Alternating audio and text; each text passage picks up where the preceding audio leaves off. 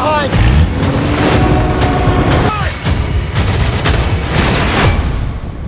Come on.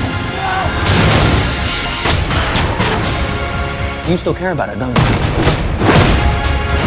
How many kids do they have to round up, torture?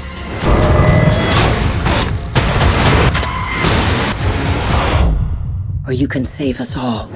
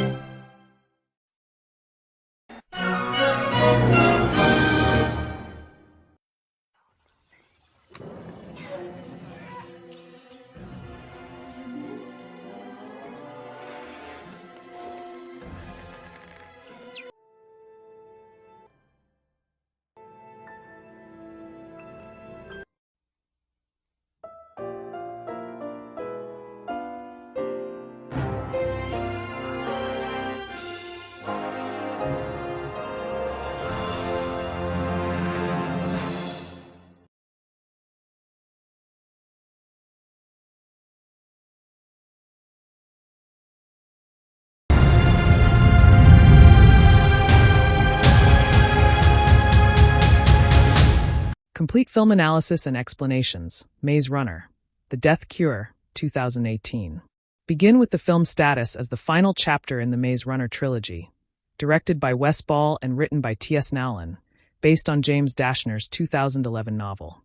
This installment follows Thomas and the remaining Gladers as they wage a direct assault on WCKD to rescue Miho.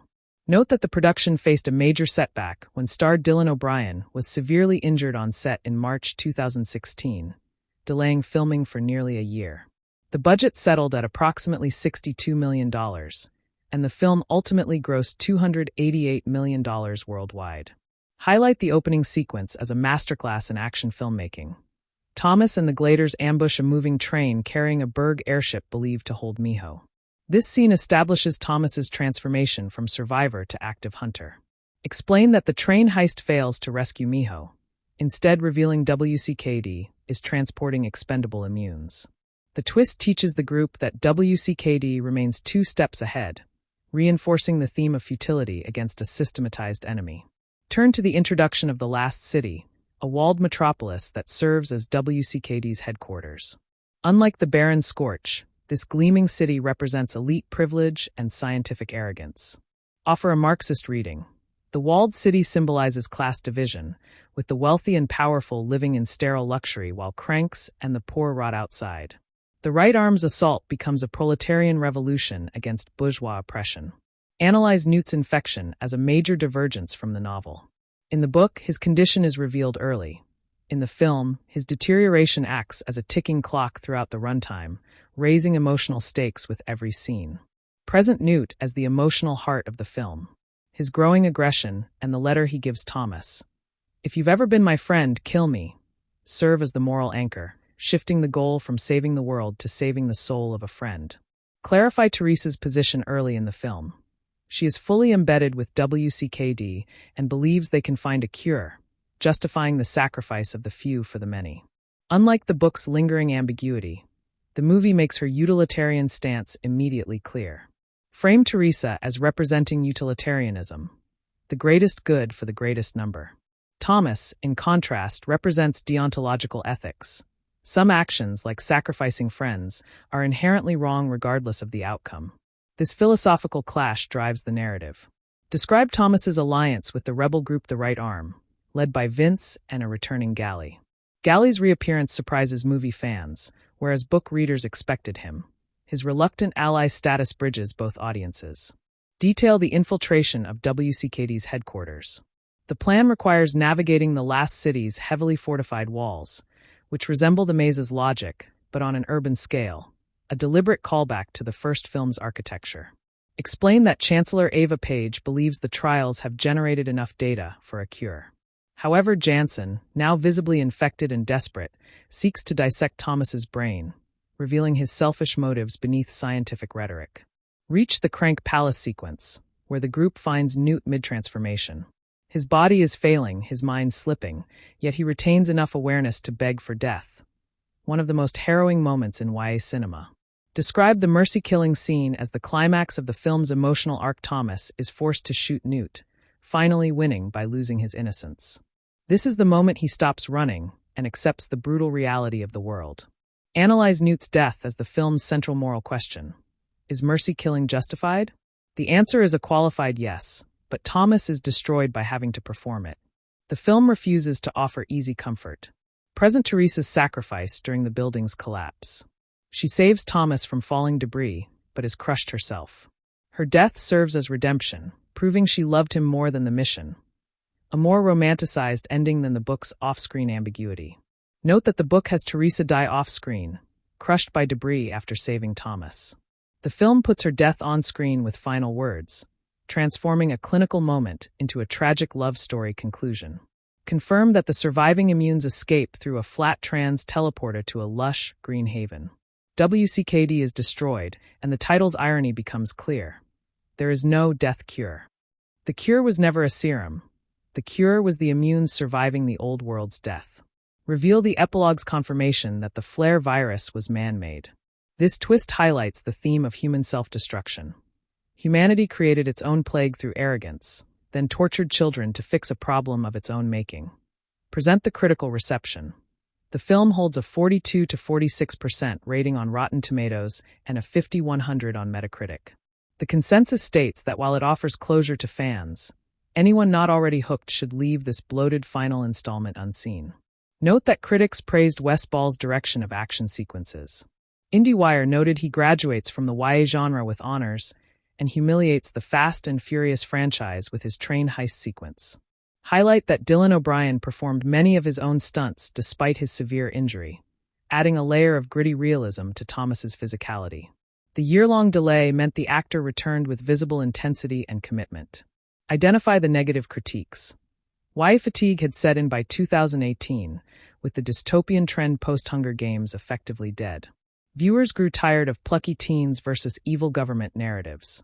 Point out the plot holes frequently cited by critics. The logic of WCKD's plan, trapping kids in a maze to find a cure, remains shaky, and the film glosses over science in favor of spectacle and running. Note that the 142-minute runtime drew criticism, with many feeling the final act drags through endless explosions and chases. Yet fans argue the length allows necessary emotional beats to land. Analyze Thomas as the chosen one who rejects the title. His arc moves from victim to warrior to savior. By the end, he loses his innocence, Newt, and his love, Teresa, but gains a purpose, leading the immunes. Examine Newt as the tragic hero. He starts as the logical leader and ends as the monster he fears. His arc is the most painful because he retains self-awareness even as the flare consumes him. Interpret Teresa as the anti-hero or antagonist who is not evil but pragmatic. Her character critiques the idea that the ends justify the means. Her sacrifice admits that love is ultimately stronger than logic. Describe Miho as the MacGuffin-turned-warrior. He spends most of the film captured, but upon release, he represents the unbreakable will of the Gladers, the loyal soldier who never stops fighting. Present Jansen, Ratman, as the true villain. Unlike Page, who is misguided but sincere, Jansen is selfish, Infected himself, he wants the cure for his own survival, not humanity's. He is greed personified. Explore the franchise slogan, WCKD is good. The film argues that intent does not absolve method. Even if WCKD could cure the world, torturing children invalidates that goal. Humanity deserves survival only if it saves its children without becoming monsters. Analyze the theme of sacrifice. Every major character sacrifices something. Thomas sacrifices his best friend and his love. Teresa sacrifices her life. Newt sacrifices his dignity by begging for death. The film posits that love is the only valid reason for sacrifice. Fear or duty is not enough. Return to the Marxist reading. The last city's walls literally divide rich from poor. WCKD uses the poor as lab rats. The destruction of the city walls at the end symbolizes the collapse of oppressive social structures. Examine memory and identity through Thomas regaining his memories. He realizes he helped build the maze and must reconcile being both the creator of the prison and the liberator. Identity, the film argues, is not memory but action in the present. Compare the book and movie on Newt's death. Both have Thomas shoot him in the Crank Palace, but the film adds emotional weight via the letter. The movie lingers on the act, the book is more abrupt. Compare Teresa's death. In the book, it happens off-screen and feels almost clinical. The film puts it on-screen, romanticized, with Teresa speaking to Thomas before dying.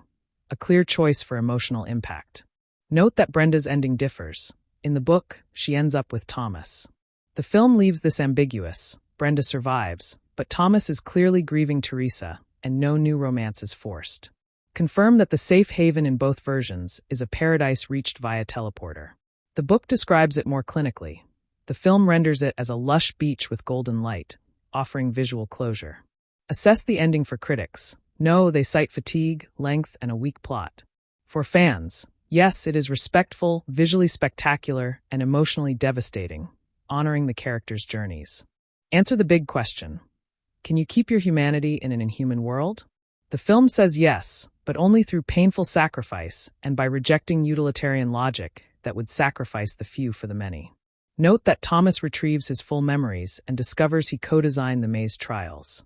This revelation forces him to confront guilt and complicity, yet he chooses to fight against his own creation, a powerful redemption arc.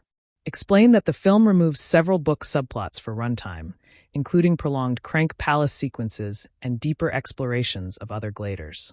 The streamlining focuses attention on Thomas, Newt, and Teresa's triangle. Observe that Gally's return serves both narrative and thematic purposes. He was once an antagonist who believed staying in the maze was safer. Now he fights alongside Thomas, showing how former enemies unite against a greater evil. Analyze the visual language. Westball uses cold blues and grays for WCKD interiors, warm ambers for the Crank Palace, and harsh whites for the last city's public spaces. Color cues tell the audience where morality resides. Describe the Berg airships as symbols of WCKD's technological domination. They are everywhere, unstoppable, and silent until they strike. The final destruction of the Berg fleet represents the fall of godlike surveillance and power. Note that the film's sound design emphasizes the cranks and human cries and the click of WCKD's firearms. Silence is reserved for moments of genuine emotion, Newt's letter, Teresa's death, the safe haven's first sunrise. Explain that the flat trans-teleporter technology was hinted at in earlier films, but fully realized here. It acts as a narrative shortcut, but also symbolizes escape from deterministic systems. You can literally jump to a new world. Discuss how the film handles violence. It is never gratuitous, but always purposeful. Every death advances theme or character. Newt's death is quiet and intimate. Jansen's death is brutal and deserved. Teresa's is tragic and redemptive. Observe that the film refuses a happy romantic ending. Thomas ends alone but not lonely, surrounded by his found family. This choice resists YA conventions that demand a pairing off in the final pages. Analyze the opening train sequence's choreography. Thomas runs atop moving cars, fights guards, and nearly falls, all in long takes with minimal cutting. This immediacy announces that the film will prioritize visceral action over exposition. Note that the film spends little time recapping previous events. It assumes the audience has seen the Maze Runner and the Scorch trials, trusting viewers to remember the maze, the flare, and WCKD's crimes. Explain that the right arm's tactics evolve from guerrilla warfare in the second film to full-scale urban assault here. Their willingness to storm the last city shows how desperation escalates into open revolution. Describe Jansen's death. He is cornered, infected, and begging, but Thomas shows no mercy. This contrasts with Newt's mercy killing. Jansen receives what he deserves, while Newt receives what he asks for. Analyze Chancellor Page's final moments. She stays behind as WCKD falls, still believing in the data. Her character never truly repents, making her more tragic than evil. A true believer destroyed by her own faith. Note that the film includes a brief scene where Frypan cooks a meal in the middle of chaos. This small moment of normalcy underscores what the Gladers are fighting for. Not just survival, but the ability to live. Explain that the title The Death Cure has three meanings. The literal cure for the flare that never materializes, the death of WCKD as an institution, and the death of the old self required to become truly free. Observe that the film's pacing mirrors the Maze trilogy's overall structure. First act controlled and linear, like The Maze. Second act chaotic and sprawling, like The Scorch.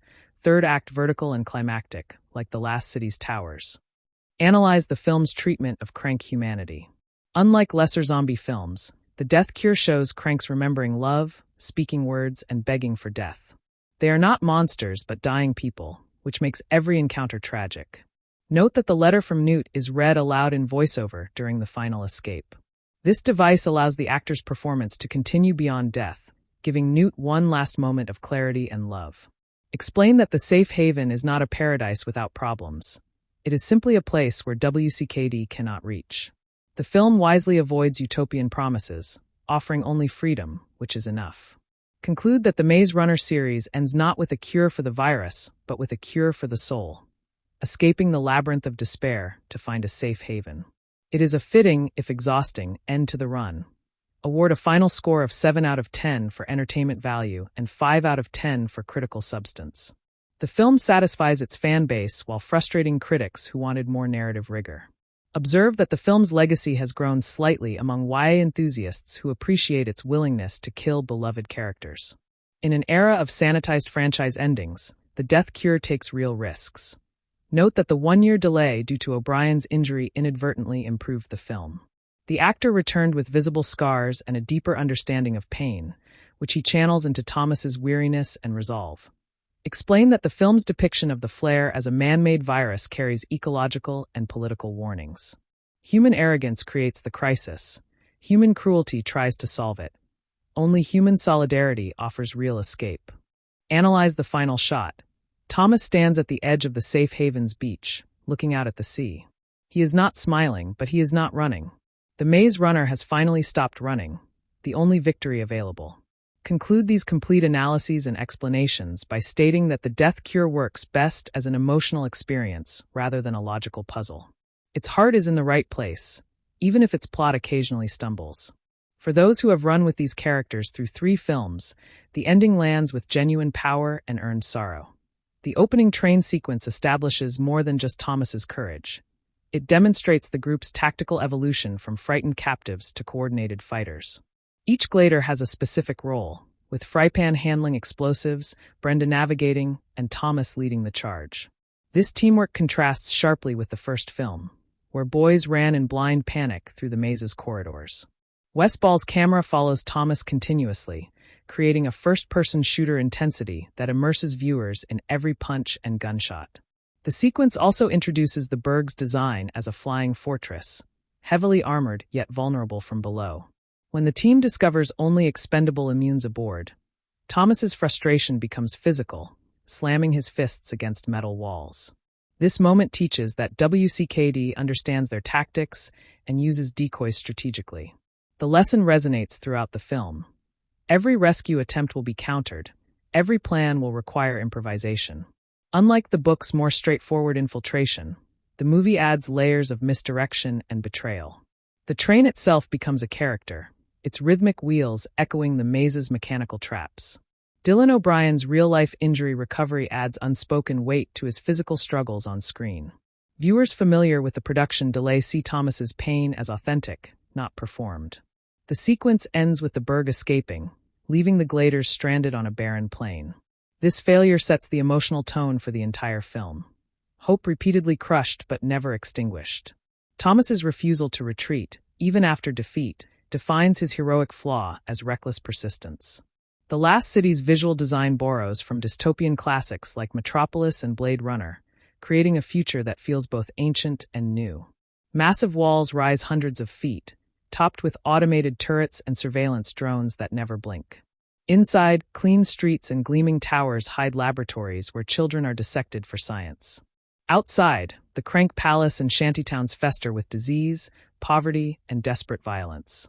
This stark division mirrors real-world inequality, where the wealthy build gated communities while the poor perish beyond the gates. WCKD's headquarters occupies the tallest tower, a phallic symbol of unchecked scientific authority reaching toward heaven. The city's name, Last City, implies that all other human settlements have fallen, making this the final battleground for civilization. Yet the film questions whether such a civilization deserves saving when it survives by torturing the innocent. The Right Arm's plan to storm the city gates becomes a revolutionary act, not merely a rescue mission. Unlike the scorched Trials open wastelands, the Last City offers vertical geography, with chases moving up stairwells and across rooftops. This verticality recalls the maze's walls, now inverted. Instead of escaping outward, heroes must climb inward to the heart of power. The city's inhabitants, the privileged few, move through climate-controlled streets unaware of the horrors beneath their feet. When the Gladers finally breach the walls, they bring the outside inside, collapsing the false distinction between protected and abandoned. The film's production design deliberately makes the city beautiful but cold, sterile but lethal. Every gleaming surface hides a trap. Every smiling WCKD official carries a syringe. Newt's infection functions as the film's narrative clock, ticking down to an inevitable tragedy that no action can prevent. Unlike the book, where his condition appears suddenly, the movie shows gradual deterioration across multiple scenes and locations. His hand trembles during quiet moments. His eyes flash yellow in dim lighting. His temper flares at minor frustrations. These subtle signs reward repeat viewings, as audiences notice the infection's progress before characters acknowledge it. Newt himself hides the symptoms out of pride and fear, not wanting to burden his friends with an incurable death sentence. Thomas notices but denies what he sees, another form of hiding that delays the inevitable confrontation. The letter Newt writes becomes a physical object passed between characters, a relic of friendship in a world that destroys everything soft. Its contents, "If you've ever been my friend, kill me," transform Thomas's mission from rescue to euthanasia. This shift raises uncomfortable questions about assisted death, bodily autonomy, and the limits of loyalty. Newt's request is both selfish, asking Thomas to bear trauma, and selfless, sparing others from watching him turn. The film refuses easy answers, showing Thomas's horror and hesitation before he finally pulls the trigger. Unlike action heroes who kill without thought, Thomas breaks down afterward, sobbing over Newt's body. This emotional rawness distinguishes the death cure from cleaner, more sanitized YA adaptations. Newt's death is not heroic or glorious. It is messy, ugly, and devastating. By killing the kindest character, the film argues that goodness is not protection, but a vulnerability the world exploits. Teresa's utilitarian philosophy receives fair treatment, with the film allowing her to argue for WCKD's methods without making her a cartoon villain. She points out that millions are already dead, billions more will die, and only WCKD's research offers any hope of stopping the flare. The immunes, she argues, are not victims but heroes whose suffering saves countless lives.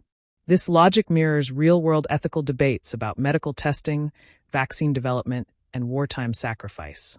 However, the film undercuts her position by showing WCKD's cruelty in graphic detail. Children screaming, needles forcing, bodies failing. Jansen's selfish corruption of WCKD's mission further weakens her argument, as the organization's leadership prioritizes personal survival over collective salvation. Teresa's tragedy is that she believes in a system that never deserved her faith. When she finally turns against WCKD, it is not because she rejects utilitarianism, but because she cannot sacrifice Thomas specifically. This exception proves the rule of love overriding logic, the film's central moral claim. Her death scene, crushed by falling stone while saving Thomas, literalizes her internal conflict. She is crushed between two worlds. Unlike the book's off-screen death, the movie forces viewers to watch her last breath, her her final words apologizing for betrayals past. Teresa dies as she lived, divided between head and heart, but her final act chooses heart. The film never fully forgives her, nor does it fully condemn her, leaving audiences to wrestle with their own judgment. This moral ambiguity elevates the death cure above simpler good versus evil narratives. Teresa becomes a cautionary figure, warning that good intentions, without good methods, destroy what they claim to save.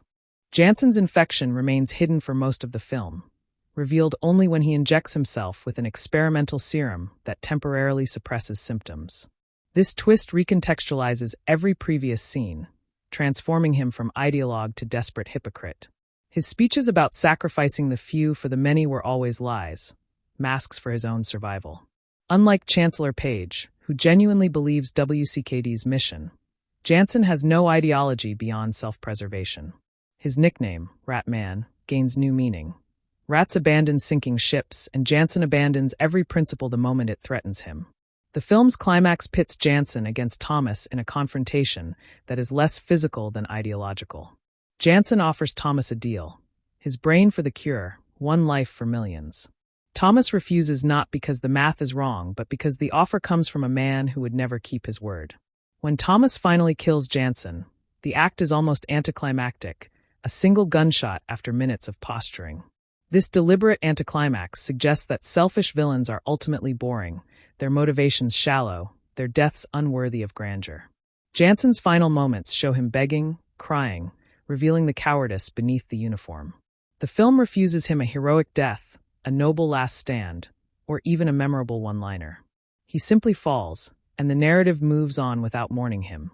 This treatment contrasts sharply with Newt's death, which receives minutes of screen time and emotional weight. The message is clear: how you die reflects how you lived. Jansen lived for himself alone, so he dies alone, forgotten, unmourned. His body is never shown again, buried under rubble like the garbage his soul became. The right arm's military tactics evolve from the second film's guerrilla ambushes to the third film's coordinated urban assault.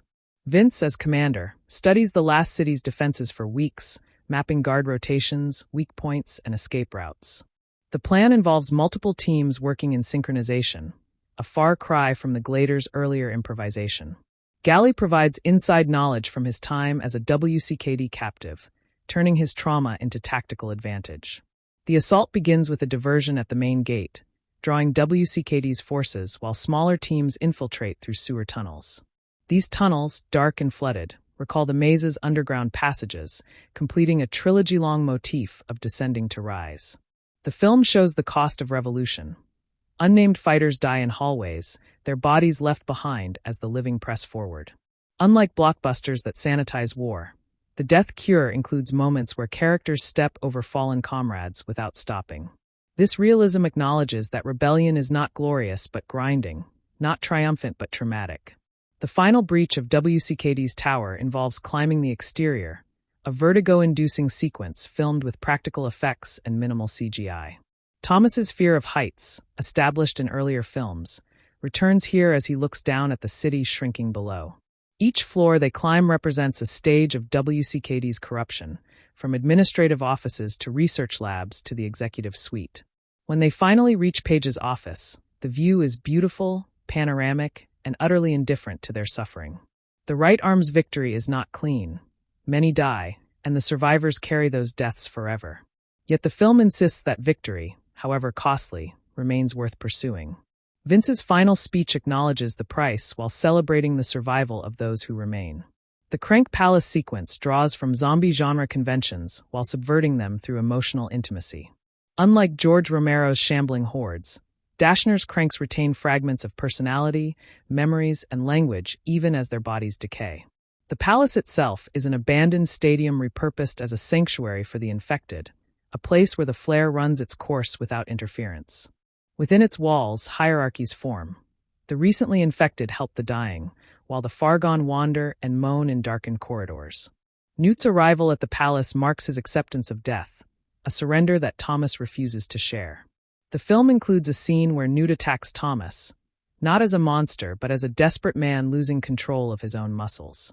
Thomas pins him down, talks to him, reaches the human inside until Newt briefly returns to himself. This moment of lucidity is the film's emotional peak, as Newt begs for death while tears stream down both actors' faces. The mercy killing occurs off-camera, a directorial choice that prioritizes Thomas's reaction over the act itself. We see Thomas's face contort, hear the gunshot, watch his hand fall, but never see Newt's body. This restraint respects the audience's attachment to Newt while avoiding exploitative gore. Afterward, Thomas carries Newt's letter through the rest of the film, reading it only in the final scene. The delay between Newt's death and Thomas reading the letter mirrors the delay between loss and grieving in real life. Thomas cannot process his grief until the danger passes, until he stops running, until he has space to feel.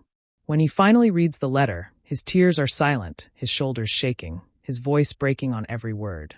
This performance earned Dylan O'Brien critical praise despite the film's mixed reviews. The Crank Palace becomes a cathedral of grief, a sacred space where the film pauses action to honor emotion.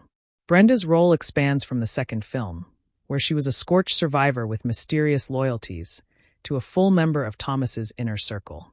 Her immunity to the flare, confirmed in this installment, makes her biologically valuable to WCKD and personally valuable to Thomas. Unlike Teresa, who represents cold logic, Brenda represents fierce loyalty without moral compromise. She never wavers in her support of Thomas, even when his plans seem suicidal or misguided. The film hints at romantic tension between Brenda and Thomas, but never resolves it, leaving their relationship as comrades rather than lovers. This choice avoids the love triangle cliché that plagued other YA adaptations like The Hunger Games and Twilight.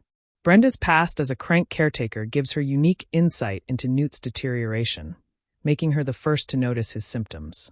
She confronts Newt privately, offering comfort without judgment, a scene that adds depth to both characters. Her combat skills, learned through years of surviving the scorch, make her an equal to Thomas rather than a damsel in distress. In the final battle, Brenda fights alongside the men, taking hits and delivering them with equal ferocity. The film never comments on her gender, treating her competence as natural and expected. This casual equality represents progress beyond earlier action films that made a spectacle of female fighters. Brenda survives the trilogy without losing her identity to romance, motherhood, or martyrdom, rare fates for female characters in YA fiction. Her final scene shows her standing on the safe haven's beach, looking outward, ready for whatever comes next. She has no romantic partner, no children, no domestic future, only freedom and the capacity to choose her own path. This open ending respects Brenda as a person rather than a prize, a victory for characterization over convention. Gally's return from apparent death in the first film requires explanation, which the movie provides through a brief flashback showing his survival. He was captured by WCKD after falling from the maze wall, then subjected to experiments that left him scarred and bitter. His time in WCKD's laboratories gave him knowledge of the last city's layout, making him essential to the rescue mission. However, his trauma also left him volatile, prone to outbursts and distrustful of Thomas's leadership. The film uses Gally to explore what happens to survivors of horrific systems. They emerge damaged, angry, and struggling to trust anyone. His initial refusal to join the mission reflects post-traumatic avoidance, a desire to never return to the place of his suffering. When he finally agrees, it is not for noble reasons, but for revenge, a motivation the film treats as understandable if not admirable. Gally's arc in the final battle involves confronting and killing a WCKD guard who tortured him, a moment of violent catharsis. The film does not moralize about this revenge, showing Gally's satisfaction as complex rather than purely evil. After WCKD's fall, Gally does not join the safe haven, but instead stays behind to help other survivors escape the city.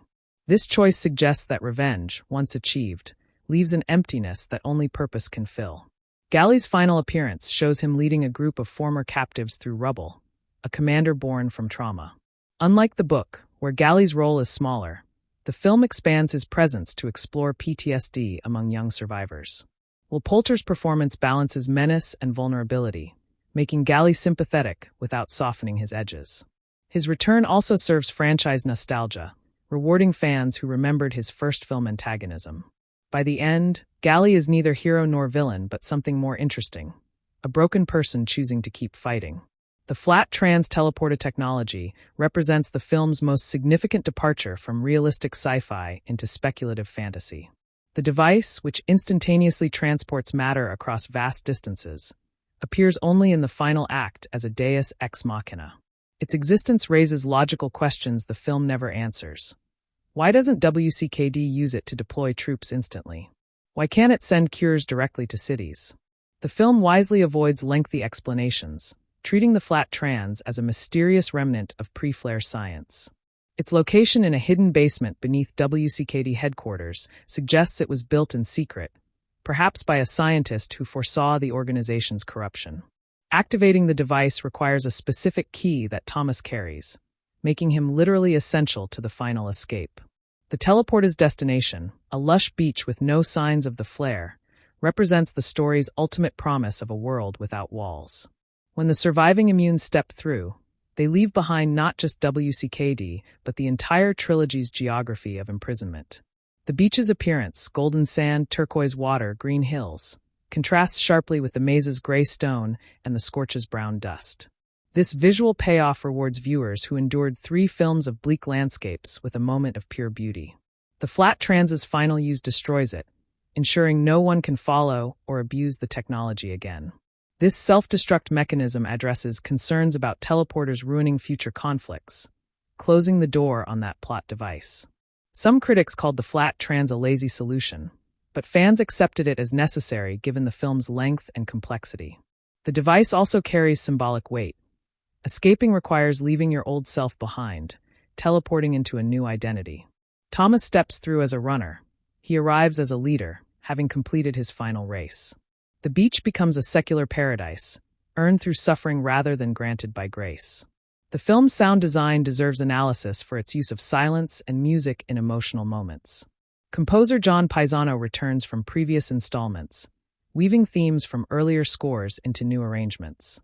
The main maze theme, a driving orchestral piece, appears only during action sequences, associating it with running and danger. Newt's theme, introduced in the Scorched Trials, returns in a minor key during his deterioration, the melody breaking as he breaks. Teresa's sacrifice uses silence more than music, with only the sound of crumbling stone and her final breaths. This absence of score forces viewers to sit with the moment, unable to hide behind orchestral manipulation. The Crank Palace scene uses ambient noise, dripping water, distant moans, ragged breathing, to create unease without jump scares. Gunshots in the film sound loud and flat, lacking Hollywood's cinematic boom, emphasizing their violence rather than their coolness. The Berg's engines produce a low hum that builds tension before attacks, a warning the Gladers learn to recognize. In contrast, the Safe Haven's final scene uses natural sounds. Waves, wind, birds, none of which have been heard in the trilogy before. This soundscape shift signals that the characters have finally entered a world that does not want to kill them. The film's mix prioritizes dialogue clarity, ensuring that every whispered confession and shouted order remains audible. This choice respects the script's emotional beats, refusing to bury character moments under noise. During the train heist, sound effects sync with editing, each impact landing on a beat of the score. The result is a film that rewards both theater viewing, for the immersive audio, and home viewing, for the intelligible dialogue. Sound designer Mark Stokinger, known for dystopian films like The Book of Eli, brings authenticity to every crack and crunch. The crank growls, recorded from real actors rather than animals, retain human qualities that disturb more than monster roars would.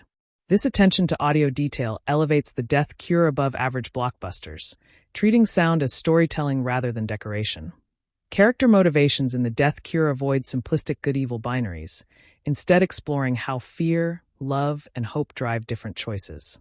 Thomas acts from love for his friends, a motivation the film presents as noble but acknowledges as limited. His refusal to sacrifice anyone for the greater good means he can never save everyone, a tension he never resolves. Newt acts from duty to his friends, pushing himself past exhaustion and infection because he promised to protect them. His request for death comes from love too, but love expressed as mercy rather than rescue. Teresa acts from fear of extinction, believing that only WCKD's ruthless methods can prevent total human annihilation. Her fear is rational, statistically justified, yet the film rejects its conclusions because fear cannot be the foundation of morality. Jansen acts from fear of death, a primal terror that erases every principle he ever claimed to hold. His villainy is banal, recognizable, the evil of a man who would burn the world to warm his own hands. Brenda acts from hope, the least represented motivation in dystopian fiction, believing that a better world is possible. Her hope is not naive. She has seen the worst and still chooses to fight for the best. Gally acts from trauma, his decisions shaped by past pain that he can neither forget nor fully process. Vince acts from responsibility, the weight of leadership forcing him to make choices that individuals can avoid. Paige acts from ideology, a belief system that justifies any cruelty in service of its goals. The film's richness comes from this diversity of motivations, none fully right or wrong.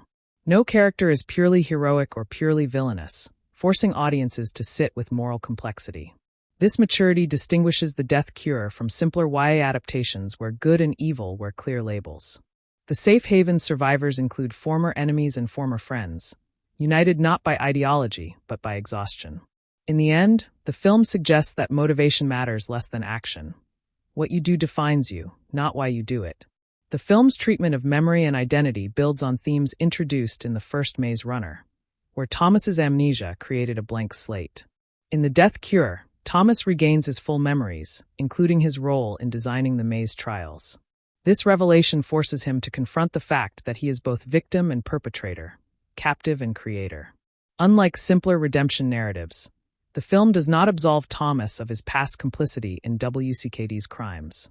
He helped build the maze, watched children enter it, and did nothing to stop the suffering until he became a subject himself. This backstory complicates his heroism, suggesting that empathy requires experiencing pain firsthand. Thomas's guilt over his past actions motivates his present recklessness, as if he can atone through self-destructive rescue missions. The film never explicitly states this connection, trusting audiences to infer psychological depth from performance and context. When Thomas confronts Paige in her office, she reminds him of their collaboration, asking if he remembers designing the griever's neural pathways. Thomas's silence answers. He remembers, and the memory shames him. This moment recontextualizes the entire trilogy, suggesting that the maze was not imposed on Thomas but co-created by him. His journey through the films becomes not just escape but penance, not just survival but redemption. The film refuses to let Thomas off the hook, denying him the comfort of blaming WCKD entirely. He must accept responsibility for his younger self's choices, even those made before he understood their consequences. This mature handling of moral responsibility elevates The Death Cure above typical young adult fare. By the film's end, Thomas has not forgiven himself, but he has chosen to act differently going forward. The safe haven represents not a reward, but an opportunity to build something better than what he helped destroy. Memory, the film argues, is not identity. Identity is what you do with what you remember. The film's pacing has been criticized as bloated, but a closer analysis reveals deliberate rhythms of action and reflection. Each major action sequence is followed by a quiet scene where characters process trauma, argue about next steps, or simply sit in silence. The train heist gives way to a campfire conversation where the group debates whether to continue pursuing Miho.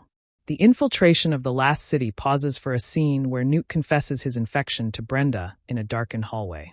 The Crank Palace attack leads to Thomas reading Newt's letter, a full 2 minutes of stillness before the final battle. These pauses prevent action fatigue, giving audiences breathing room before the next adrenaline spike. The film's 142-minute runtime includes approximately 40 minutes of quiet character work, a substantial portion for an action movie. By comparison, similar YA finales like The Hunger Games, Mockingjay, Part 2 have only 25 minutes of non-action scenes. Wes Ball's background in visual effects and editing informs this pacing, as he understands how long an audience can sustain tension before desensitization. The film's longest continuous action sequence runs 12 minutes, the final tower climb, after which the movie slows dramatically for Teresa's death. This rhythm mirrors human physiology. Fight, then rest, then fight again, never pushing past sustainable limits. The film also uses location changes as pacing tools, moving from train to wasteland to city to sewer to tower to beach. Each new environment resets audience attention, preventing the visual monotony that plagues single-location films. The Crank Palace, with its dark corridors and sudden threats, offers a different pace than the last city's vertical chases. By varying not just action intensity, but also geography, lighting, and sound design, the film maintains engagement across its long runtime. Critics who called the film bloated may have missed these structural choices, focusing instead on the sheer number of explosions. A second viewing reveals that every scene earns its place, advancing either plot, character, or theme. The final beach scene, lasting only 3 minutes, feels earned because the film took time to build toward it. The film's treatment of the flare virus as a man-made pathogen adds ecological and political commentary relevant to contemporary audiences. Created in a laboratory as a biological weapon, the virus escaped containment and mutated into its pandemic form. This origin story mirrors real-world concerns about gain-of-function research, lab safety, and military bioweapons programs. The film never identifies which government or corporation created the flare, suggesting that responsibility is collective rather than individual. Humanity as a species created the virus, so humanity as a species must find the cure or perish. This framing avoids simplistic anti-science messaging while still criticizing reckless innovation without ethical oversight. WCKD's attempt to cure the flare through child experimentation repeats the original sin, using dangerous methods to fix problems caused by dangerous methods. The film argues that the cure for a man-made plague cannot be found through man-made cruelty. Only compassion can break the cycle. The immunes, children born naturally resistant to the flare, represent evolution's answer to human arrogance. Rather than engineering a cure, WCKD should have protected and studied the immunes cooperatively, not coercively. The film's ending, with immunes settling a new land without WCKD, suggests that nature knows better than laboratories. This message carries weight in an era of CRISPR, gene editing, and debates about human enhancement. The death cure does not reject science, but rejects science without conscience, data without dignity, progress without humanity. The flare's symptoms, aggression, memory loss, eventual death, mirror the effects of trauma and dehumanization. In this reading, the virus is a metaphor for systemic cruelty, spreading wherever people treat others as expendable. The cure, then, is not a serum, but a society built on mutual care rather than utilitarian calculation. When Thomas chooses friendship over the greater good, he is not being irrational but recognizing a deeper truth. The greater good is built from smaller goods, one person at a time. The film's visual effects balance practical stunts with CGI enhancements, creating a tactile world that feels physically real. The train sequence used a real moving train on a controlled track, with O'Brien performing his own roof runs. Only the Berg's landing and takeoff were computer-generated, added in post-production to the practical footage. The last city's walls were built partially as physical sets, with green screen extensions adding height and scale. This hybrid approach gives actors something to react to, preventing the dead-eyed stare of pure green screen performances. The Crank Palace was constructed in a real abandoned factory, its decay authentic rather than manufactured by artists. WCKD's laboratories used practical glass, metal, and lighting, with CGI only for the most complex medical equipment. The flat trans teleporter effect was achieved through practical smoke, lighting changes, and a single CGI flash. This restraint reflects the film's relatively modest $62 million budget, small by blockbuster standards. By comparison, similar YA finales like Divergent, Allegiant spent $110 million on inferior visual results. Wes Ball's background as a visual effects artist taught him where money matters and where practical work suffices. The film's most expensive shot is the Berg crashing into the last city's wall, a fully CGI sequence requiring months of rendering. Yet even that shot is preceded by practical explosions and followed by practical rubble, blending seamlessly. The result is a film that ages better than CGI-heavy contemporaries, its effects remaining convincing years later. O'Brien's real injury and recovery add unplanned authenticity to every stunt, as his physical caution reads as character wariness. The film's visual language prioritizes clarity over chaos, ensuring that even complex action remains readable. Unlike Michael Bay's incomprehensible editing, the Death Cure's action sequences use wide shots and steady camera work. This classical approach respects the audience's desire to understand spatial relationships during fights and chases. The film looks like a $150 million movie while costing half that, a testament to smart production design and prioritization. The film's dialogue, written by T.S. Nowlin, avoids the exposition-heavy speeches that plague dystopian adaptations. Characters speak in short sentences, interrupted by action, their words often trailing off unfinished. Thomas rarely explains his plans fully, trusting his team to understand through shorthand developed over years together. Newt's dialogue becomes shorter as his infection worsens, his vocabulary shrinking from articulate to monosyllabic. This linguistic decay mirrors his physical deterioration, showing rather than telling his transformation. Teresa speaks in complete, logical sentences even during action, her dialogue reflecting her orderly mind. Jansen's speeches are the film's longest monologues, revealing his self-importance and need for control. The contrast between Jansen's verbosity and the Glader's brevity characterizes him as a villain who talks rather than acts. Brenda uses sarcasm as defense, her quips increasing during moments of fear or vulnerability. Gally speaks in fragments, his trauma disrupting his ability to form complete thoughts without effort. The film includes no romantic declarations, no I love you moments, trusting actions to convey what words cannot. Thomas never tells Teresa he forgives her, but his attempt to save her speaks that forgiveness aloud. Newt never tells Thomas he is grateful, but the letter serves that purpose beyond death. This restraint respects the YA genre's best traditions, where emotional maturity is shown through silence rather than speech. The script was reportedly rewritten multiple times during O'Brien's injury delay, allowing Nowlan to refine every line.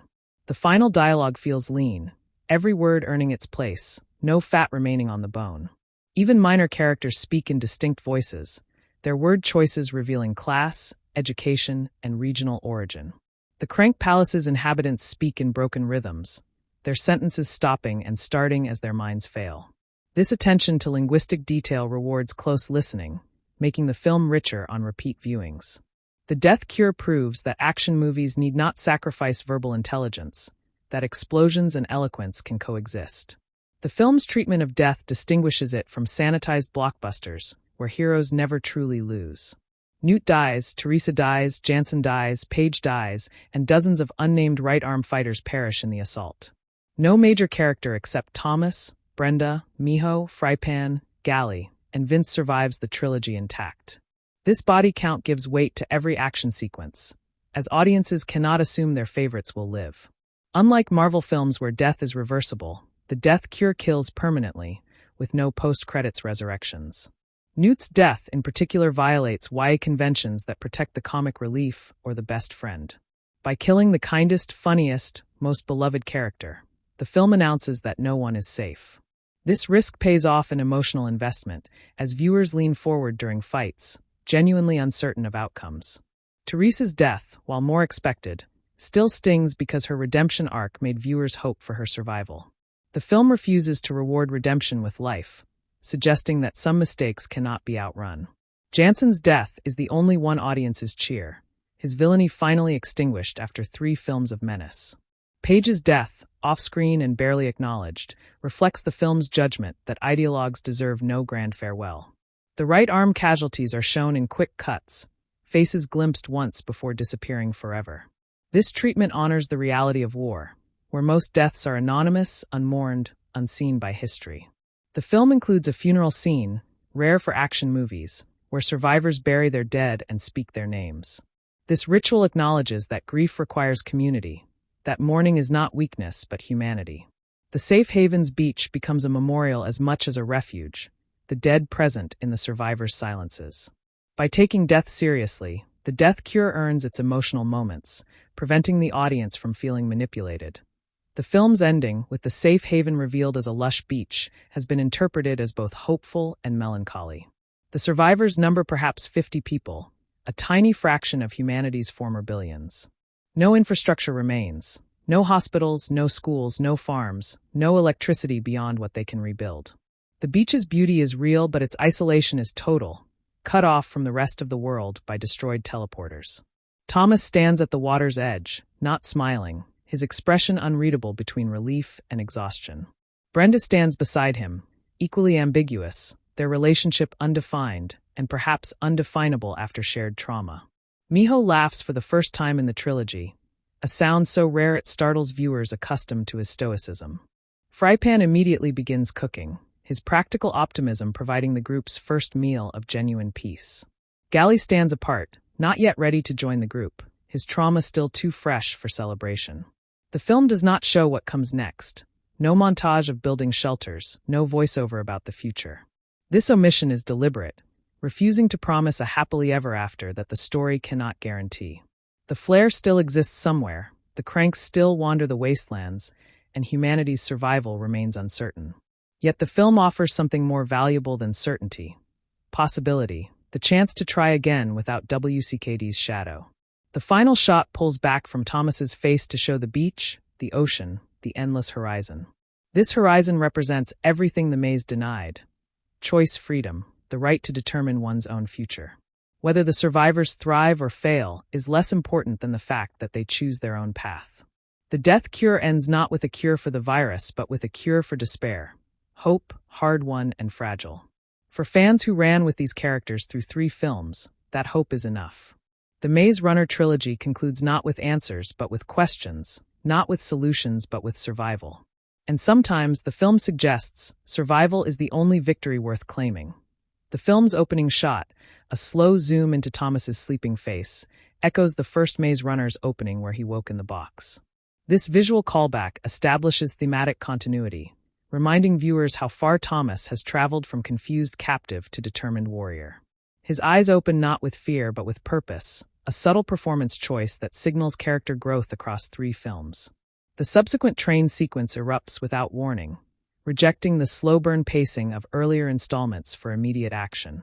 This structural choice announces that the death cure will not waste time on exposition, assuming audiences remember the stakes from previous movies. The train's movement creates constant visual momentum, wheels turning, landscape rushing, doors sliding open and closed. Thomas's fight aboard the train uses the confined space creatively, with enemies appearing from both ends of narrow corridors. Unlike open-field battles, this cramped choreography forces intimate violence, punches landing with bone-crunching proximity. The sequence ends with Thomas hanging from the train's side, a visual echo of his maze climbs in the first film. When the Berg escapes with no Miho aboard, Thomas's scream of frustration is wordless, primal, beyond language. This nonverbal expression of grief grounds the film's action in genuine emotion rather than quippy one-liners. The train sequence cost approximately $5 million to film, nearly 1/10 of the total budget, but delivers equivalent value. Practical explosions, real train cars, and minimal CGI create a tactile quality that digital effects cannot replicate. Dylan O'Brien's real scar from his injury is visible in certain lighting, adding unintended authenticity to his character's accumulated wounds. The sequence establishes the film's core tension. Thomas's heroic determination clashes constantly with the cold reality of WCKD's superior resources. The Last City's design incorporates architectural elements from real-world oppressive regimes, including Soviet brutalist towers and East German border walls. Production designer Daniel T. Dorrance visited former prison sites across Europe to research how authority shapes physical space. The city's main gate resembles Checkpoint Charlie, a deliberate reference to divided Berlin and the Cold War's physical manifestation of ideology. Inside, WCKD's headquarters features endless white corridors that disorient visitors through visual sameness rather than literal maze geometry. This design choice reflects the organization's psychological manipulation, creating spaces where prisoners cannot distinguish one hallway from another. The city's wealthy citizens wear bright, clean clothing that contrasts with the Glader's dirt-caked costumes from previous films. This costuming difference emphasizes class division without dialogue, showing rather than telling the audience who holds power. The poor districts outside the walls use recycled materials, corrugated metal, and salvaged plastics that reflect real-world shantytowns. Children play among the ruins, a heartbreaking detail that reminds viewers that life continues even under oppressive systems. The Crank Palace occupies an abandoned sports stadium, its open field now filled with makeshift shelters and dying bodies. Stadium seating becomes viewing platforms where the uninfected watch the infected decay, a metaphor for society's voyeuristic cruelty. The city's walls are patrolled by armed guards who shoot anyone attempting to climb, their snipers visible as tiny figures against the sky. This constant surveillance creates a panopticon effect, where the threat of being watched controls behavior more effectively than any law. The film's color grading for The Last City uses desaturated blues and grays, stripping warmth from every frame. Only inside WCKD's laboratories does warm light appear, a false comfort that masks the horrors performed within sterile walls. Newt's letter to Thomas, read aloud in the film's final minutes, functions as both a narrative device and a thematic summary of the trilogy's message. The letter begins with gratitude, thanking Thomas for friendship in a world designed to prevent human connection. It acknowledges fear, admitting that Newt was terrified not of death but of dying without meaning. The letter asks for death directly, a request so painful that Thomas cannot read it aloud without breaking down. It ends with forgiveness, releasing Thomas from guilt before Newt even dies, a preemptive absolution. The letter's physical paper becomes a relic, handled carefully by Thomas, folded and unfolded multiple times. In the book, the letter is shorter and more clinical. The film expands it into a mini-monologue that serves as Newt's final performance. The voiceover during the safe haven sequence layers Newt's words over images of survival, creating emotional counterpoint. When Thomas finally reads the letter, he is safe, surrounded by friends, exactly as Newt hoped he would be. This timing means Newt's last words arrive after his death, a posthumous gift that Thomas can receive only after stopping his endless running. The letter's language avoids melodrama, using simple words and short sentences that feel authentic to a dying teenager. Newt mentions specific memories from the maze, the glade, the scorch, grounding his abstract emotions in concrete details. He never blames Thomas for any failure, refusing to let guilt poison the friendship they shared. The letter's final line, "Please, Tommy, please," repeats the nickname only Newt used, making the request intensely personal. Thomas's reaction to reading these words shows him crying without sound, his face crumpling in a way that feels unacted. The letter survives the film's destruction sequences, tucked into Thomas's jacket, protected by narrative necessity and emotional logic. After the credits roll, audiences remember Newt not as a crank, but as the boy who wrote those words. The letter elevates Newt's death from tragedy to testament, ensuring his voice speaks beyond his final scene. Teresa's arc in The Death Cure represents the film's most significant departure from James Dashner's novel, softening her character considerably. In the book, Teresa remains cold and calculating until her death, her motivations never fully clarified or sympathized with. The film, however, gives Teresa several scenes where she doubts WCKD's methods, her certainty cracking under emotional pressure. She visits Thomas in his cell, not as a captor, but as a former friend unable to fully abandon connection. She argues with Paige about the ethics of child experimentation, losing the argument but winning audience sympathy for trying. She secretly provides information that helps the right arm plan their assault, a betrayal of WCKD hidden from viewers until the climax. These additions transform Teresa from villain to tragic figure, someone trapped between two irreconcilable moral systems. Her death scene, which in the book happens off-screen with little fanfare, becomes the film's second most emotional moment after Newt's. She dies saving Thomas, crushing herself under debris that would have killed him, a literal self-sacrifice for her betrayals. Her final words, "I never stopped loving you," directly address the romantic subplot that the book leaves ambiguous. This line has divided fans, with some praising its emotional honesty and others calling it a conventional Hollywood addition. However, within the film's logic, the line works because Teresa's love was never the problem. Her methods were. She loved Thomas but believed sacrificing him was necessary, a contradiction she resolves only by sacrificing herself instead. The film shows her body being pulled from rubble, then cuts away, refusing to linger on gore while honoring her death's importance. Unlike Jansen, who dies unmourned, Teresa's death receives a reaction shot from Thomas, his face a mixture of grief and exhaustion. The film does not include a funeral for Teresa, acknowledging that her betrayals cannot be fully forgiven even after her sacrifice. This ambiguity feels honest rather than cruel, recognizing that real relationships rarely achieve clean resolutions. Teresa's legacy in the safe haven is complicated. Some survivors speak her name with anger, others with sadness, none with indifference. By refusing to simplify Teresa's memory, the film treats her with the complexity she deserves as a character. Jansen's physical deterioration throughout The Death Cure mirrors Newt's, creating a parallel between villain and victim that complicates easy moral judgments. Both men are infected, both hide their symptoms, both eventually lose control to the flare's progression. The difference lies in how they respond. Newt asks for death to protect others, while Jansen kills others to protect himself. Jansen's infection is revealed through small details. A handkerchief he coughs into, a vial he hides in his pocket, a tremor in his hand during meetings. These visual cues reward attentive viewers, building toward the climax where he injects himself with stolen serum. The serum suppresses symptoms temporarily but does not cure, meaning Jansen will die regardless of his crimes.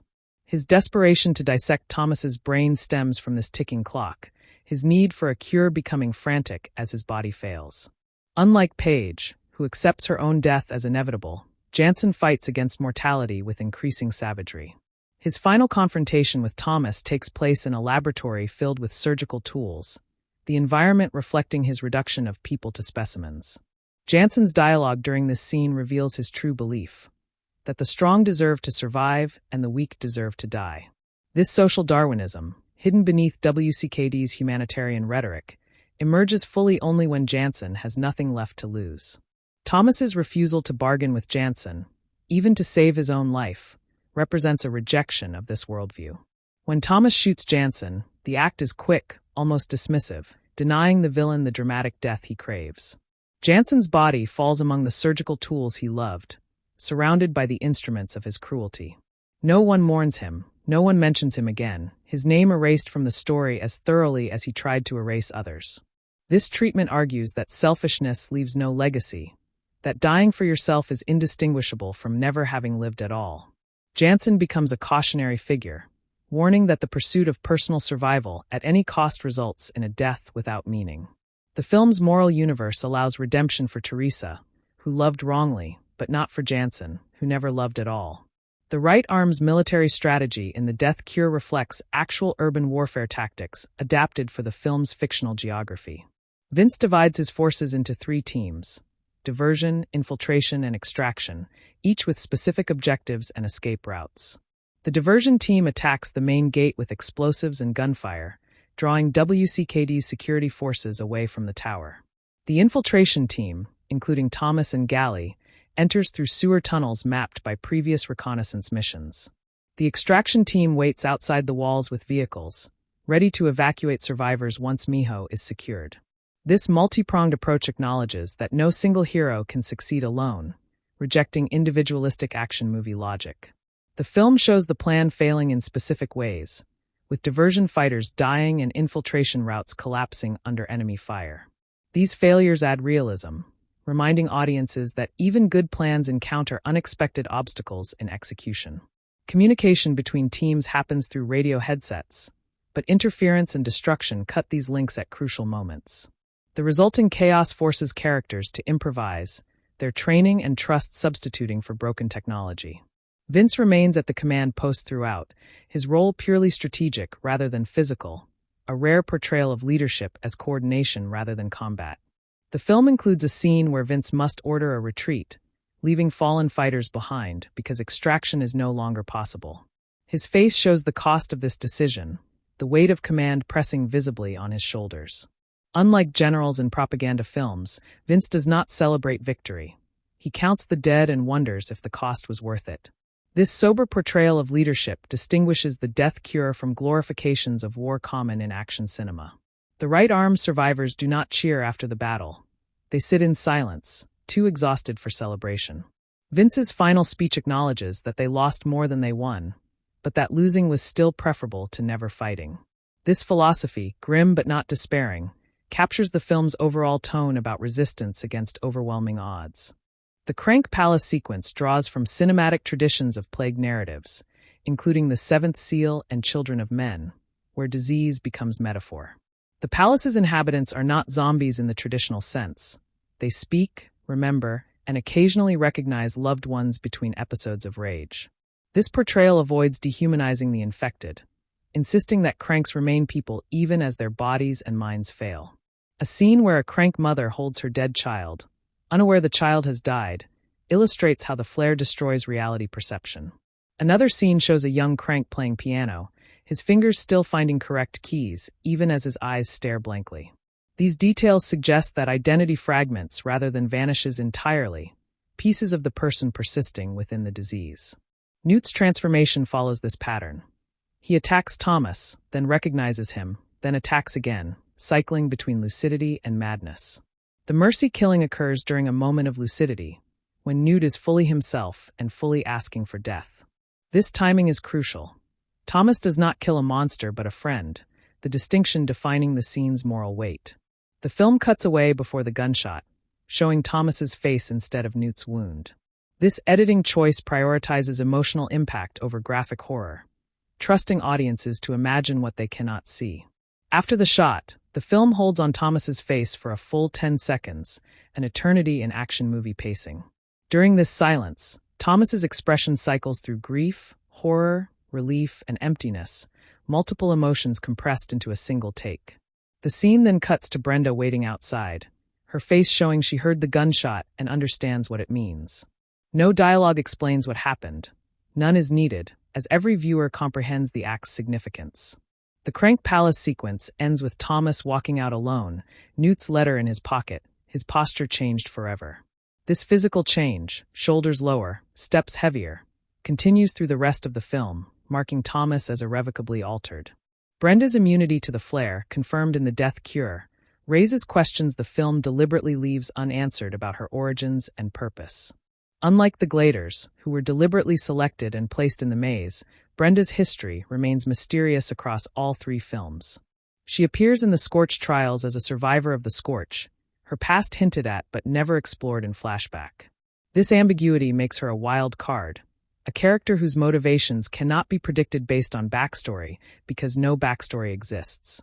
The film uses this mystery sparingly, revealing only that Brenda worked as a crank caretaker before joining the Right Arm. Her medical knowledge, shown when she treats Newt's symptoms, comes from this experience rather than formal training. Brenda's immunity means WCKD would kill her for research if captured, making her stake in the mission personal as well as ideological. Unlike Teresa, who believes in WCKD's mission, Brenda hates the organization without philosophical nuance or moral doubt. This hatred gives her a clarity that Thomas lacks, as she never wavers between saving friends and saving the world. Her relationship with Thomas remains platonic throughout the death cure, a choice that avoids the love triangle trap of other YA series.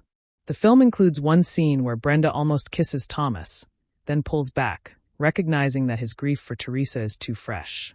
This restraint feels more mature than a romantic resolution would have, acknowledging that trauma complicates rather than simplifies emotional connection.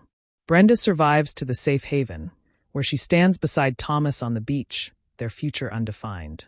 The film's final shot of Brenda shows her looking at the horizon, not at Thomas, her gaze outward rather than toward romance. This framing suggests that Brenda's story continues beyond the film, her identity not reduced to whoever she loves. By refusing to pair her off, the death cure grants Brenda the independence that female characters in YA often lose in final installments. Her open ending is not a lack of closure, but a deliberate statement about women's lives extending beyond marriage or partnership. Gally's redemption arc in the death cure unfolds through small actions rather than grand speeches or dramatic betrayals.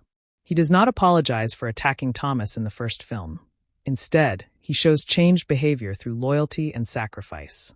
His first act after joining the group is to share intelligence about WCKD's defenses, information he suffered to obtain as a prisoner. He fights alongside Thomas without comment, their coordination speaking louder than any verbal reconciliation could. During the final battle, Gally takes a bullet intended for Miho, a physical sacrifice that proves his changed allegiance. The wound is non-fatal but serious, forcing Gally to limp through the rest of the sequence in visible pain.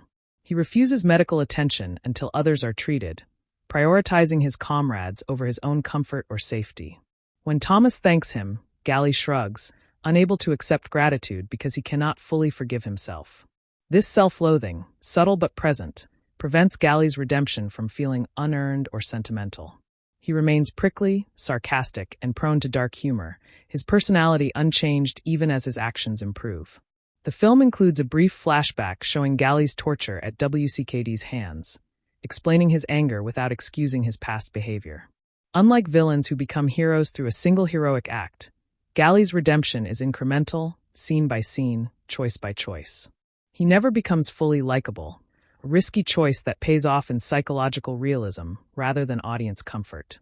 After WCKD's fall, Gally chooses to stay behind temporarily, helping other prisoners escape before joining the safe haven. This choice delays his own safety for others' benefit, the final proof that his selfishness has transformed into service. When he finally arrives at the beach, he stands apart from the group, still processing his trauma in isolation. The film does not show Gally laughing or celebrating, acknowledging that some wounds heal slower than others. His final position on the beach's edge mirrors Thomas's, suggesting that both characters share a similar struggle with peace. Gally's arc argues that redemption is possible even for those who cause genuine harm, but that it requires ongoing effort without guaranteed reward. The flat trans teleporter, despite its narrative convenience, carries symbolic weight as a metaphor for revolutionary transformation. The device literally transports characters from one world to another, representing the jump from oppression to freedom. Its location beneath WCKD's headquarters suggests that the means of escape existed within the system all along.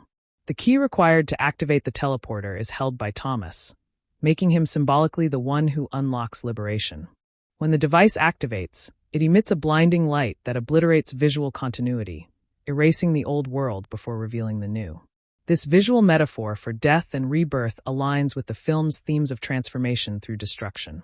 The teleporter's destination, a pristine beach, offers no explanation for how such a place survived the flare's devastation.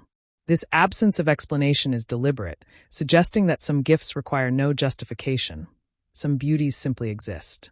Unlike WCKD's laboratories, where every object has a function, the beach has no purpose except to be beautiful. The survivors emerge from the teleporter disoriented, their senses adjusting to sunlight, salt air, and the sound of waves. These sensory details, warmth, smell, sound, are things WCKD's sterile environment deliberately suppressed. The beach's vegetation includes fruit trees, providing food without agriculture, a small miracle the film accepts without question. Some critics called this ending too convenient, but fans recognized it as earned through 3 films of suffering. The teleporter self-destructs after use, preventing any return to the old world or any pursuit by remaining enemies. This self-destruction forces the survivors to commit to their new home, burning bridges behind them as all true transformations require. The film does not show what happens next, trusting that viewers can imagine the work of building a new society. By leaving the future unwritten, the Death Cure invites audiences to project their own hopes onto the blank canvas of the beach. The teleporter, then, is not a plot device but a theological statement. That another world is possible if you dare to jump. The film's treatment of the flare's origin as a man-made weapon carries contemporary resonance in a post-COVID cinematic landscape. Released in 2018, before the global pandemic, the film's depiction of a world devastated by a lab leak now reads as prophetic. Scenes of masked medical workers, quarantine zones, and desperate vaccine research feel different after 2020 than they did at release. The film's cranks, who attack others through rage and confusion, mirror real-world reports of pandemic-induced psychosis and panic. WCKD's promise that the cure is just around the corner, always just out of reach, echoes real pandemic communication failures. The distrust of authority that drives the Gladers' rebellion reflects actual vaccine hesitancy and institutional skepticism. However, the film distinguishes between WCKD's corrupt authority and science itself, never rejecting medical knowledge entirely. Thomas accepts medical treatment when it comes from trusted sources, his rebellion targeting specific institutions rather than all expertise. This nuanced position prevents the film from becoming anti-science propaganda, a trap other dystopian stories have fallen into. The flare's symptoms, memory loss, aggression, eventual death, parallel the long-term effects of COVID-19 reported by long haulers. Whether this resonance was intentional or accidental, it gives the Death Cure a relevance its creators could not have predicted. The film's ending, where survivors escape to an isolated beach rather than finding a cure, reflects pandemic-era fantasies of fleeing society. Yet the film also shows the costs of isolation: lost friends, abandoned cities, a world reduced to fragments. The safe haven is not a solution to the flare, but an avoidance of it, a retreat rather than a victory. This ambivalent ending captures the exhaustion of living through a prolonged health crisis better than more triumphant conclusions would. The Death Cure, viewed through a post-2020 lens, becomes less about a fictional virus and more about the psychology of survival. It asks whether humanity deserves to survive and answers that survival itself is the only answer worth giving. This question, bleak but honest, distinguishes the film from pandemic narratives that promise clean resolutions and easy hope. The film's use of practical effects for crank makeup, rather than CGI, gives the infected a tangible presence that digital creations lack. Each crank actor underwent 2 to 3 hours of prosthetic application, transforming their faces with silicone, latex, and paint. The makeup design emphasizes the flare's progression through visible symptoms: yellowed eyes, cracked skin, weeping sores, and thinning hair. Unlike zombie makeup that aims for horror, crank makeup aims for tragedy, showing the human face decaying rather than becoming monstrous. Newt's transformation uses incremental makeup, adding new symptoms in each scene to show the infection's progression over time. His final appearance, before the Mercy killing, shows his face barely recognizable, yet his eyes remain Thomas Brodie Sangster's. This trace of the original actor within the prosthetic ensures that audiences still see Newt, not merely a monster. The Crank Palace extras, dozens of performers in full prosthetics, create a crowd of the dying that feels overwhelming rather than threatening. Their movements are uncoordinated, their sounds are pained, their presence is sorrowful rather than scary. This tonal choice reframes the Cranks as victims rather than villains, deserving compassion rather than extermination. The film includes a scene where a Crank asks for water, then thanks Brenda in a clear voice before collapsing. This small moment encapsulates the film's entire approach to the infected. They remain human until the very end. The makeup team, led by Matthew W. Mungle, drew inspiration from real medical conditions including leprosy and advanced syphilis. This research-based approach gives the flare's symptoms medical plausibility, grounding fantasy in documented reality. The decision to avoid CGI for Cranks also saved budget for other effects while creating a more authentic visual texture. When Thomas touches Newt's face in the final scene, his hand contacts practical latex rather than a green screen. This physical interaction allows genuine performance, as O'Brien reacts to something real rather than imagined. The makeup's durability during action sequences required constant maintenance, with artists on set for touch-ups between takes. Despite these challenges, the practical approach created images that hold up on repeated viewings without the dated quality of early CGI. The Death Cure's Cranks will likely age better than fully digital monsters from the same era, their tangibility transcending technological progress. The film's sound design for the flare infection uses vocal manipulation rather than animal noises to maintain the Crank's humanity. Actors recorded their Crank voices in studio sessions.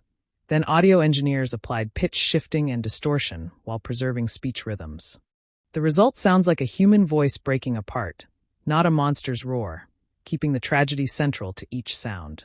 Newt's Crank voice, heard briefly before the Mercy killing, retains traces of his British accent within the distortion. This trace of the original voice makes the transformation more painful, as audiences hear Newt disappearing in real time. The Crank Palace's ambient sound mixes dozens of these manipulated voices into a chorus of suffering rather than threat.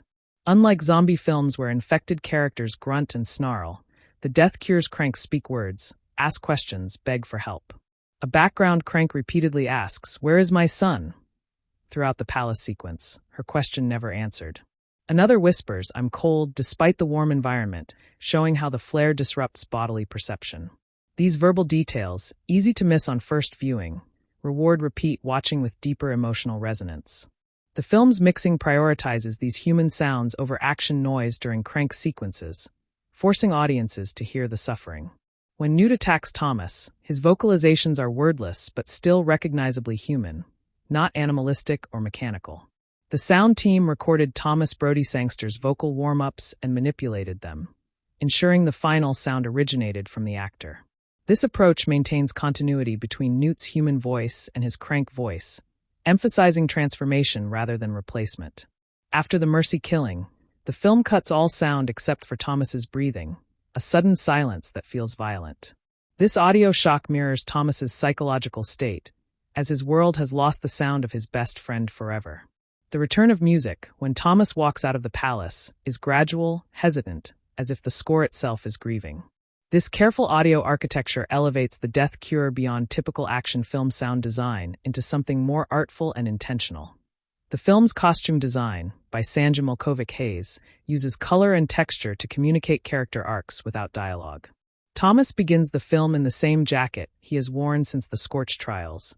It's where showing accumulated battles. As the film progresses, the jacket gains new tears, burns, and stains, each marking a specific encounter or loss. By the final scene, the jacket is barely recognizable, held together by memory more than fabric. This visual deterioration mirrors Thomas's psychological state, his exterior reflecting his interior fragmentation. Newt's costume becomes increasingly disheveled as his infection progresses, his once orderly appearance dissolving into chaos. His final shirt is torn, stained, and misbuttoned, small details that show his losing battle with the flare. Teresa's WCKD uniform remains pristine until her betrayal, when she removes it to reveal civilian clothes underneath. This costume change visually represents her shedding of WCKD identity, returning to the person she was before the organization corrupted her. Jansen's uniform becomes tighter as the film progresses, his body swelling from the experimental serum he injects. This subtle costuming choice, barely noticeable consciously, registers subconsciously as discomfort and wrongness. Brenda wears practical scavenger gear, her clothing prioritizing function over form, reflecting her survivalist background. Gally's costume includes scars and patches, his clothing as damaged as his psyche, visibly mended but never whole. The right arm fighters wear mismatched armor, scavenged from various sources, their diversity reflecting the movement's inclusive nature. WCKD soldiers wear identical tactical gear, their uniformity reflecting the organization's erasure of individuality. The Safe Haven's final scene shows survivors in clean, simple clothing, neither luxurious nor tactical, but merely comfortable. This costume simplicity signals the end of conflict, the transition from war to peace expressed through fabric and thread. The film's attention to costuming detail rewards close viewing, each character's wardrobe telling a story words cannot capture. The film's editing, by Dan Zimmerman and Paul Harb, creates rhythmic patterns that distinguish action from emotion through pacing variation. Action sequences use shorter cuts, averaging 2 to 3 seconds per shot, creating urgency through visual fragmentation. Emotional sequences use longer takes, sometimes holding on a single shot for 10 seconds or more, allowing performances to breathe. The train heist averages 1.8 seconds per shot, one of the fastest-cutting rhythms in any Maze Runner film. Newt's death scene uses a single 22-second shot of Thomas's face, an eternity in modern action cinema. This contrast between fast and slow editing teaches audiences when to feel adrenaline and when to feel grief without musical cues. The film avoids the 3-second average shot length that characterizes most Hollywood action, varying rhythm deliberately. During the tower climb, editing speeds up as Thomas ascends, then slows when he pauses to catch his breath. This variable rhythm mimics human exertion, accelerating during effort and decelerating during recovery. The teleporter sequence uses dissolves rather than cuts, images melting into each other to suggest transformation rather than transition. This editing choice distinguishes the teleporter from every other location in the film, marking it as extraordinary. The Safe Haven's final sequence uses long shots with slow pans, allowing viewers to explore the beach's details without hurry. This relaxed editing signals that the characters have finally escaped the frantic pace of survival. The film includes no montages, a deliberate choice to avoid compressing time or emotions into musical sequences. Each scene plays in real time or close to it, forcing audiences to sit with every moment as it passes. The editors reportedly created a 180-minute rough cut, then trimmed 38 minutes while protecting all emotional beats. This discipline preserved character moments while removing redundant action, a balance many blockbusters fail to achieve. The final cut's rhythm feels organic rather than mechanical, as if the film breathes rather than marches. By treating editing as storytelling rather than mere continuity, Zimmerman and Harb elevate the death cure above average action fare. The film's color palette shifts deliberately across its 3 acts, using cinematography to track the narrative's emotional trajectory. Act 1, from the train heist to entering the last city, uses desaturated browns and grays that recall the Scorch Trials wasteland. This visual continuity reassures audiences that the world has not changed, even as the characters' goals have evolved. Act 2, inside the last city, introduces cold blues and sterile whites that evoke laboratories and morgues rather than homes. This palette creates emotional distance, making the city feel inhospitable even before any violence occurs. The Crank Palace, visited in Act II's climax, uses amber and yellow lighting that suggests decay, fire, and dying sunsets. These warm colors paradoxically feel more threatening than the cold city, as amber is associated with warning signs and hazard lights. Act III, from the tower climb to Teresa's death, returns to desaturated tones but adds occasional reds from blood and explosions. These red accents punctuate the gray landscape like wounds on skin, each one marking a specific loss. The teleporta sequence uses overexposed white light that washes out all color, a blank slate before the new world. This visual erasure prepares audiences for the final act's radical shift in color and tone. The Safe Havens beach uses fully saturated colors: blue water, green vegetation, golden sand, and warm sunlight. After 130 minutes of desaturated misery, this sudden color explosion feels almost hallucinatory, a reward for patient viewing. The beach's colors are natural rather than enhanced, suggesting that reality, not special effects, provides the film's most beautiful images. Cinematographer Yula Patos, who shot all 3 Maze Runner films, maintained visual consistency while allowing each installment its own palette. The Death Cure's color arc moves from gray to blue to amber to white to full spectrum, a journey through visual possibility. This chromatic storytelling rewards attention to color, making The Death Cure a film that improves with repeated viewing. The final shot's golden hour lighting, achieved by shooting at actual sunset rather than through filters, feels earned rather than manufactured. The film's treatment of violence distinguishes between justified and unjustified killing through visual and narrative framing. Thomas kills only in self-defense or defense of others, his victims always armed or actively attacking. When he shoots Jansen, the act is framed as execution, a boundary crossing that the film does not celebrate. Thomas's face after killing Jansen shows disgust, not satisfaction, suggesting he knows he has done something morally questionable. Newt's mercy killing is framed as the most violent act in the film, despite being the most compassionate in intent. The contradiction between framing, graphic, and intent-loving creates productive tension, forcing audiences to question their assumptions. WCKD's killings are shown clinically, from a distance, without emotional engagement or reaction shots from victims. This framing distances audiences from WCKD's violence, making it feel abstract and therefore more terrifying. The right arm's killings are shown up close, with reaction shots from both killer and victim, emphasizing their cost. This framing difference suggests that the film values violence done by heroes more because heroes recognize its weight. Jansen's killings are shown with sadistic pleasure, the camera lingering on victims' faces as they die. This framing marks Jansen as villainous not because he kills, but because he enjoys it. The film includes no scene where a character kills and then celebrates, no high-fives after combat. This refusal of triumphalism distinguishes The Death Cure from action films that treat violence as sport.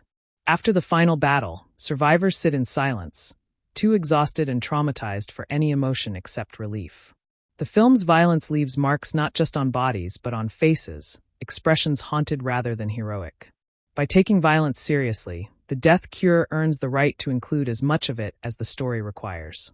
The film's MPAA rating, PG-13, was challenged by some parents' groups who found the violence too intense.